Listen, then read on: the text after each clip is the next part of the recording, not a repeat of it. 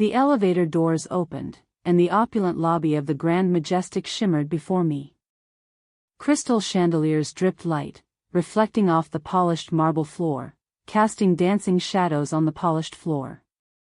I inhaled, a mixture of expensive perfume and anticipation filling my lungs. I adjusted my dress, the silk whispering against my skin, feeling the cool fabric caress my curves. It was a deep emerald green, a color I'd always associated with both elegance and envy. Little did I know, this wasn't just a regular business trip. This was my revenge, a carefully orchestrated symphony of karma, and it was about to hit its crescendo. Hey everyone, and welcome back. If you're new here, I love a good story, especially one that ends with a satisfying twist. If you do too, make sure to hit that like and subscribe button so you don't miss a single one. And trust me, you won't want to miss this one. It all started a year ago. I had been with Mark for 7 years. 7 years, guys. We built a life together, a beautiful home, 2 golden retrievers that chewed on everything, and a shared dream of success. We had been doing great. We both had good jobs, a supportive friend group, and a comfortable life. Or so I thought. Little did I know, the carefully constructed facade of our perfect relationship was about to crumble. I found out about the affair the way most people do, the digital trail of breadcrumbs. Texts, emails, and social media messages, all pointing to a woman named Jessica. Jessica, who worked in the marketing department, and was, according to Mark, a colleague. A colleague he apparently couldn't stop texting at 2 a.m. The pit in my stomach had been growing for months, a cold knot of unease twisting tighter with each passing day. There were small things, subtle shifts in his behavior. The way he'd flinch when I touched him, as if my presence was a burden. The long, silent nights spent staring at his phone, the screen illuminating his face with a strange, detached glow. The excuses, always the excuses, late nights at the office, out-of-town business trips, forgotten anniversaries. But even then, I'd pushed those feelings aside, telling myself I was being overly sensitive, that I was imagining things. That was until I saw her name flash across his phone, right there in front of me, and it was like my world just stopped. It was a random Tuesday evening. I was making dinner, a simple roasted chicken with rosemary and potatoes, a dish he used to love. I'd spent the morning at the farmer's market, carefully selecting the freshest produce, the vibrant colors of the vegetables a stark contrast to the dull ache in my heart. We'd had a fight earlier, a petty squabble about something I couldn't even recall, the words stinging in the air like a swarm of angry bees. Mark was upstairs, working, a phrase that had become increasingly synonymous with avoiding me. As I was setting the table, I heard the familiar chime of his phone. He'd left it on the counter, forgotten. I'd never snooped before, not in 7 years. I'd always trusted him. But the pit in my stomach, the relentless gnawing of doubt, finally got the better of me. I told myself it was just a quick glance, a momentary lapse in judgment. Just to ease my mind. Just to be sure. I picked up the phone and, as if in slow motion, my thumb hovered over the screen. A message notification. Her name. Jessica. My breath hitched. I couldn't look away. I scrolled through the texts, my heart hammering against my ribs, each line a fresh stab of pain. Sweet nothings, promises, flirtatious banter. The words were like shards of glass, slicing through the already fragile remnants of my trust. Asterisk, can't wait to see you tonight. Counting down the minutes, asterisk. Asterisk, missed you all day. Thinking of you, asterisk. Asterisk, you were amazing. Still can't get enough, asterisk. The images in my mind were vivid, grotesque. I saw them together, laughing, touching, sharing the intimacy that was supposed to be ours. My hands started to shake. My vision blurred. I dropped the phone, the screen facing the ceiling, the evidence glaring at me. The initial shock quickly morphed into a tidal wave of hurt, anger, and a crushing sense of betrayal. 7 years. 7 years I poured my heart and soul into him, into us. And for what? A fleeting moment of lust with a woman who was likely, judging by the pictures he accidentally left open on his laptop, half his age. The worst part was, I knew it was serious. They were whispering, sneaking around, and his behavior had changed. The romantic dinners became rare, the weekend getaways non-existent. He was distant, moody, and dismissive. I tried to talk to him, to understand what was going on, but he brushed me off, saying I was being insecure and overreacting. Gaslighting 101. I had a bad feeling, and it turns out, it was completely right. I slumped against the counter, the image of the roasted chicken suddenly repulsive. The aroma of rosemary, once so comfort. Now felt suffocating. The tears started, a torrent I couldn't control. I cried for the broken dreams, for the future we'd planned, for the love I thought we shared. I cried for the woman I'd thought I knew, the woman who had vanished, replaced by a stranger. I was a mess. I couldn't eat, I couldn't sleep, and my work suffered. But beneath the grief, the anger, there was a slow, simmering desire for justice. I wasn't going to be the heartbroken, weeping wife who got left at home. No. I decided I wasn't going to just be heartbroken. I was going to get even. And believe me, I was going to enjoy it. The next few weeks were a blur of agonizing decisions. I moved out, rented a small apartment, and tried to piece my life back together. Every day felt like a battle. Simple tasks, like grocery shopping or paying bills, became monumental challenges. The world seemed to be painted in shades of gray. I felt a profound sense of emptiness, as if a vital part of me had been ripped away. I found myself staring out of windows, lost in memories, replaying moments of our past, trying to understand where it had all gone wrong. I knew I couldn't let him see me broken. I wouldn't give him the satisfaction. I had to find my strength, rediscover the woman I was before Mark, the woman who was confident, ambitious, and full of life. It was an uphill climb, but I knew I could do it. I had to. The opportunity presented itself a few weeks later. Mark, who worked as a regional manager for a large tech company, was due to attend a company retreat at the Grand Majestic Hotel. A luxurious affair, complete with golf, spa treatments, and, of course, ample opportunities for networking. I knew Jessica would be there. It was her territory. And I knew Mark wouldn't be able to resist. I knew from the get-go that I would not let this woman win. I wanted to see them both squirm. I felt a sudden jolt of clarity. This was it. This was my opening.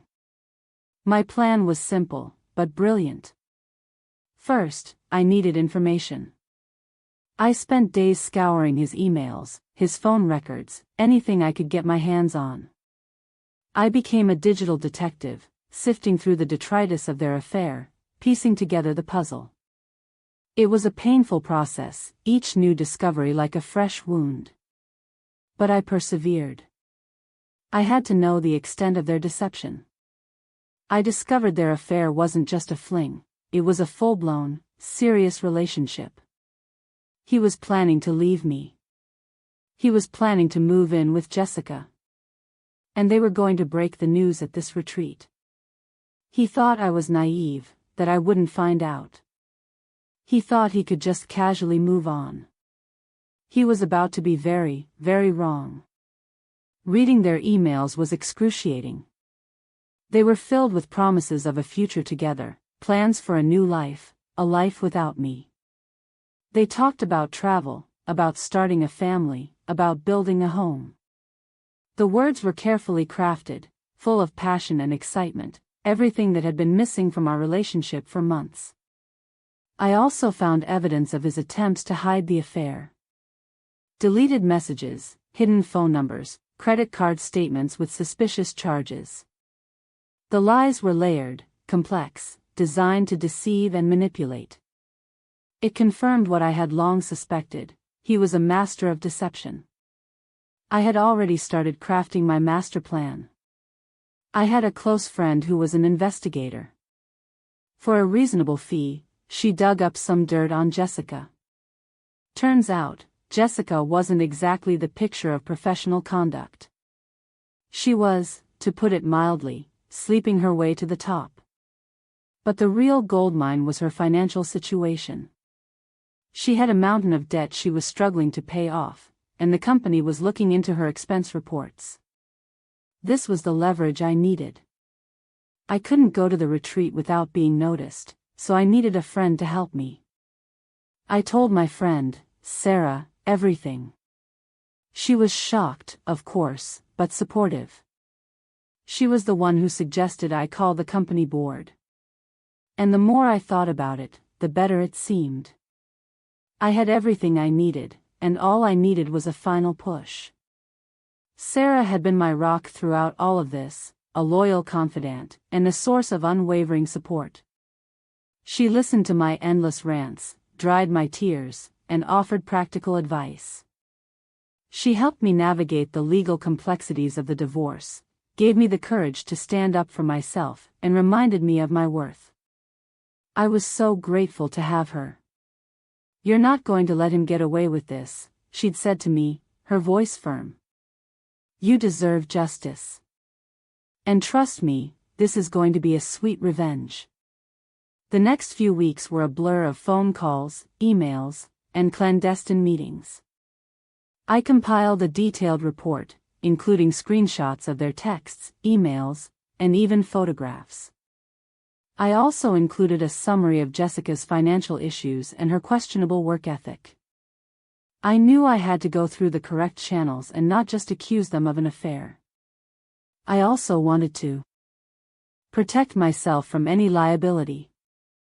I wasn't just going to be the scorned woman, I was going to be the savvy, wronged woman who had all her ducks in a row. Putting together the report was an exercise in meticulous detail. I meticulously documented every piece of evidence, ensuring that it was irrefutable. I cross-referenced dates, times, and locations, creating a timeline of their affair that was both damning and undeniable. It was a labor of love, a testament to my determination to expose their deception. On the day of the retreat, I sent an anonymous email to the board of directors. The subject line read, "Potential conflicts of interest at the Grand Majestic." The email contained the report, along with a carefully worded explanation of the situation. I didn't want them to think I was crazy. I wanted them to understand that this was a serious breach of company policy and ethics. I knew they'd take it seriously. It involved a lot of money, power, and reputations were at stake. Crafting that email was a strategic balancing act. I had to be factual, objective, and professional. I couldn't let my emotions cloud my judgment. I wanted to be taken seriously, to be seen as a credible source of information. The email had to be concise, clear, and impactful. It had to be the ultimate weapon of destruction. I waited. The anticipation was almost unbearable. I knew they'd investigate, and I knew they'd be thorough. I pictured Mark and Jessica, enjoying their romantic getaway, completely oblivious to the storm that was brewing. The image filled me with a strange sense of peace. This was going to happen, and I was going to have my moment. I needed one final piece of the puzzle. While the board was investigating, I needed to get in front of Mark and Jessica. I had to see their faces when it all fell apart. I booked a room at the Grand Majestic. A suite, overlooking the pool, so I could have a front row seat to their drama. Sarah was there to help me, and to be my witness. The days leading up to the trip were a mixture of excitement and trepidation. I wanted to see their faces, to witness their downfall. But I was also terrified of confronting them, of reliving the pain and anger all over again. I rehearsed the scene in my head 1,000 times, preparing for every possible scenario. That's when the elevator doors opened, and I walked into the lobby, ready to play my part. I walked directly to the front desk, where I knew they had to have a record of the reservation. I gave my name, pretending to not know what was going on. I was going to make this as public as possible, making sure to maintain my composure. I took a deep breath, forcing myself to appear calm and collected. My heart hammered against my ribs, a frantic drumbeat of anticipation. I focused on the task at hand, the meticulous execution of my plan. I would not falter. I would not break down. I was in control. As I collected my room key, I casually asked, "Has Mr. Miller checked in yet?" I could see the receptionist's eyes widen slightly. "Yes, ma'am. They're at the poolside restaurant, enjoying a late lunch." Perfect. This was it. Sarah and I strolled towards the pool, my heart hammering against my ribs. As we approached, I spotted them. Mark and Jessica, cuddled up at a table, laughing and holding hands. The air crackled with the electricity of their affair, a vibrant betrayal that felt like a punch to the gut. I walked over, with Sarah in tow, and I let out the biggest fake smile I could muster. Seeing them together, so carefree and oblivious, was like a knife twisting in my gut. I had to clench my fists to keep from crumbling. But I couldn't. I wouldn't. "Well, hello there," I said cheerfully. Both of their faces immediately went white. Mark stammered, "Sarah? What are you doing here?" I just smiled and looked from Mark to Jessica and back again. "Oh, I thought I'd surprise you. You did seem to be enjoying yourselves." The blood drained from Jessica's face. She was frozen. "Surprise," he repeated, voice shaking. The words caught in his throat. He looked genuinely shocked. But beneath the shock, I saw a flicker of fear. He knew. He knew something was wrong. Just then, a man in a crisp suit approached our table. He introduced himself as Mr. Henderson, the head of the company board. He apologized for interrupting their lunch, but said he needed to speak with both of them. Mark looked utterly bewildered, while Jessica's face was a mask of terror. "There's been a complaint, Mr. Miller," Mr. Henderson said, his voice firm, "regarding a conflict of interest and some questionable financial practices. I'm afraid we need to ask you both to step away." The color drained from Mark's face, and I could see the realization dawning. The truth hit him like a ton of bricks. He looked from me to Mr. Henderson, and then back at Jessica, his eyes wide with disbelief. The world seemed to tilt on its axis. The sun, the pool, the laughter of other guests, all faded into the background. Time stood still. Jessica, who had recovered from the shock, started to stammer and protest, denying everything. But it was too late. Mr. Henderson politely, but firmly, asked them both to gather their belongings and leave the premises. I watched them, a mixture of triumph and sorrow washing over me. I had won, but at what cost? This was the moment I had been waiting for. Justice. Payback.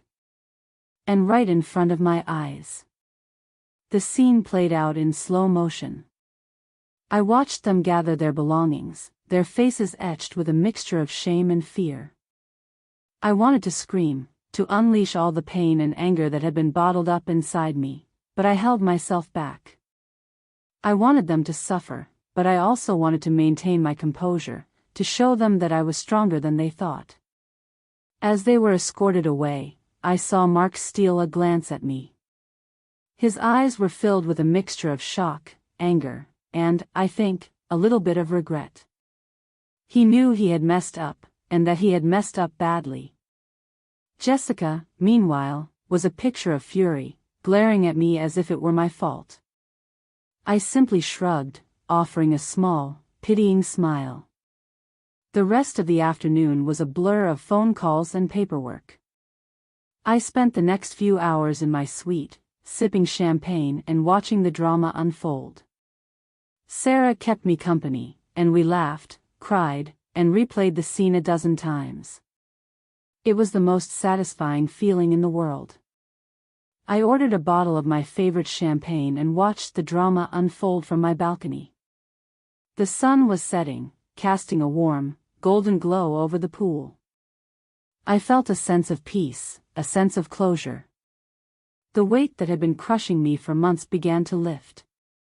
The next day, I packed my bags and left the Grand Majestic. I left a note in the elevator for Mark. It simply said, "Karma's a bitch, isn't she?" Leaving that hotel, I felt a sense of lightness. I had finally released the anger and pain that had been consuming me. It was time to move on, to start a new chapter in my life. I went back home and hired a lawyer. The divorce was swift and decisive. I got the house, the dogs, and a hefty settlement. And, most importantly, I got my life back. The legal proceedings were a necessary formality. Mark, still reeling from the events at the retreat, put up little resistance. He knew he was in the wrong. The divorce was finalized quickly, and I walked away with everything I needed to start anew. A few months later, I heard that Jessica was fired from the company and struggling to find a new job. I also heard that Mark had moved in with his mother, and was spending most of his days staring at a wall. As for me, I'm thriving. I'm pursuing my own business, traveling, and enjoying the freedom of being single. I'm finally happy. Hearing about their downfall brought a small measure of satisfaction. They had caused me pain, and now they were paying the price. But I quickly realized that their suffering didn't bring me true happiness. The only thing that mattered was my own well-being. The pain of the betrayal still lingers, but it's overshadowed by a sense of closure and vindication. Mark wanted to end things. He wanted to betray me.